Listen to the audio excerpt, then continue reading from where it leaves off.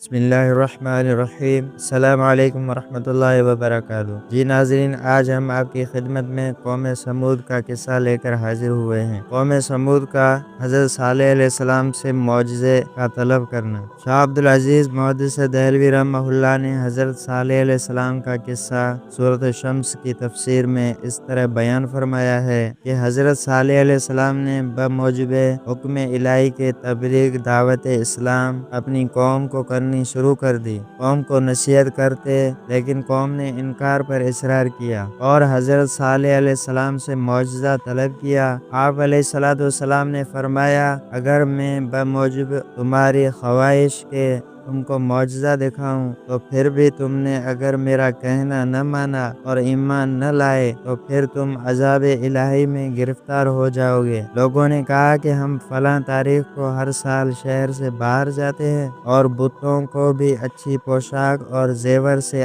آراستہ کر کے لے جاتے ہیں، پھر ان سے اپنی حاجتیں مانگتے ہیں۔ تو بھی ہمارے ساتھ چل اور اپنے خدا سے اپنا مطلب مانگ، پھر دیکھیں کہ تیرا خدا کیا دیتا ہے۔ حضرت صالح علیہ السلام نے اس بات کو قبول کر لیا، پھر اس دن شہر سے باہر گئے جس دن کا وعدہ کیا تھا۔ حضرت صالح علیہ السلام کے ساتھ جو تھوڑے سے مسلمان تھے وہ بھی گئے، اور جب عیدگاہ کو پہنچ گئے تو انہوں نے اپنے بتوں کو نہایت زیب و زینت سے آراستہ کر کے اپنے سامنے تختوں پر بٹھایا اور بڑے ادب سے اپنی اپنی حاجتیں مانگنے لگے۔ حضرت صالح علیہ السلام نے فرمایا، ان بتوں سے کوئی انوکھی چیز مانگو تاکہ ہم بھی دیکھیں کہ تمہارے بت کیسی قدرت رکھتے ہیں۔ وہ لوگ بڑی عاجزی سے مانگ رہے لیکن کچھ بھی نہ ہوا، آخر وہ عاجز ہو کر بیٹھ گئے۔ پھر حضرت صالح علیہ السلام نے فرمایا، اب تم جو کچھ کہو میں اپنے مالک الملک اور قادر علی الاطلاق کے سامنے تم جو کچھ کہو میں اپنے مالک الملک اور قادر علی الاطلاق کے سامنے ہاتھ پھیلا کر مانگتا ہوں۔ اس کی قدرت کو بھی دیکھو، وہ اپنے خاص بندوں پر کتنا مہربان ہے۔ جندہ بن عمرو جو ان کا بڑا سردار تھا، سب نے اسی کو کہا کہ تم ہی جو چیز طلب کرنا چاہو طلب کرو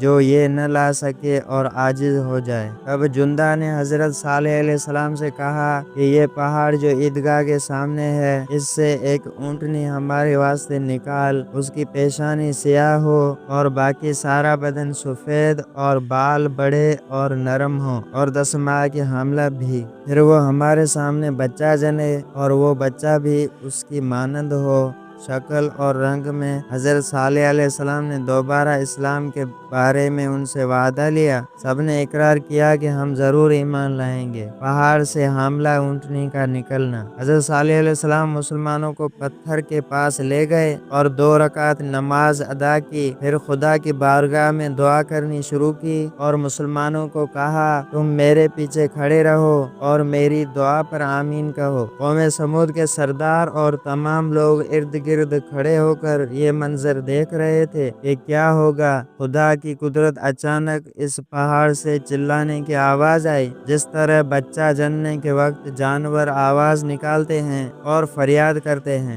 قدرت خدا سے وہ پہاڑ پھٹا تو ویسی ہی اونٹنی نکل آئی جیسی انہوں نے طلب کی تھی، جیسا کہ فرمان ربی ہے۔ تمہارے پاس تمہارے رب کی طرف سے ایک کھلی ہوئی نشانی آ چکی ہے، یہ اللہ کی اونٹنی تمہارے لیے ایک نشانی کے طور پر ہے، بس اس کو چھوڑ دو کہ وہ کھائے اللہ کی زمین میں اور اسے کسی برائی کے ارادے سے چھونا بھی نہیں، ورنہ تم کو ایک دردناک عذاب پکڑ لے گا۔ سورۃ اعراف آیت نمبر 73۔ اس ماجرے کو دیکھ کر سب لوگ ایک ہی آواز میں کہنے لگے کہ حضرت صالح علیہ السلام کا معبود بڑی قدرت رکھتا ہے، اسی پر ایمان لانا چاہیے۔ جندہ بن عمرو مع 6000 آدمیوں کے مشرف اسلام ہوا۔ حضرت صالح علیہ السلام کے قدموں پر گرا اور گزشتہ تقصیروں سے نادم ہوا اور معافی چاہی، لیکن دوسرے اپنی نفس اور کفر کی شامت سے انکار پر قائم رہے اور اپنے فرما برداروں کو بھی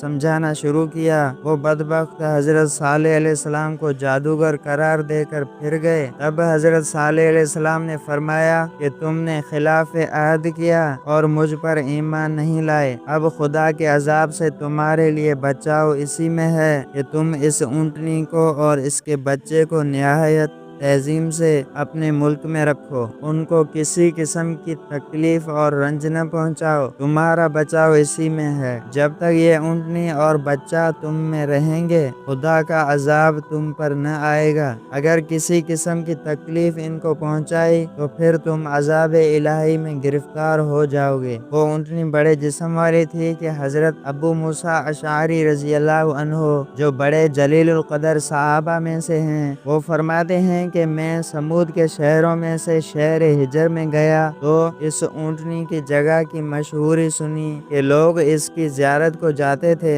جب میں بھی گیا تو میں نے اس اونٹنی کے بیٹھنے کی جگہ اپنے ہاتھ سے ناپی تھی، 60 گز مدور تھی۔ بہرحال حضرت صالح علیہ السلام نے فرمایا، یہ خدا کی طرف سے ایک معجزہ کی اونٹنی ہے، اس کو خدا کی زمین پر چرنے دو ورنہ تم کو جلدی عذاب پکڑ لے گا۔ چنانچہ اللہ تعالیٰ کا ارشاد ہے، یہ اللہ کی اونٹنی تمہارے لیے ایک نشانی ہے، بس اس کو چھوڑ دو کہ وہ اللہ کی زمین میں کھائے اور اس کو کوئی تکلیف نہ پہنچاؤ ورنہ بہت جلد تم کو عذاب پکڑ لے گا۔ سورۃ ہود آیت نمبر 64۔ اور دوسرے مقام میں ارشاد ہے کہ ہم ایک اونٹنی جو ان کے واسطے آزمائش اور امتحان ہے بھیج رہے ہیں۔ چنانچہ ارشاد ہے، بے شک ہم بھیجنے والے ہیں ایک اونٹنی کو ان کے واسطے جو آزمائش ہوگی۔ سورہ قمر آیت نمبر 27۔ وہ اونٹنی بڑے قد والی اور روبدار تھی، جس طرف وہ جاتی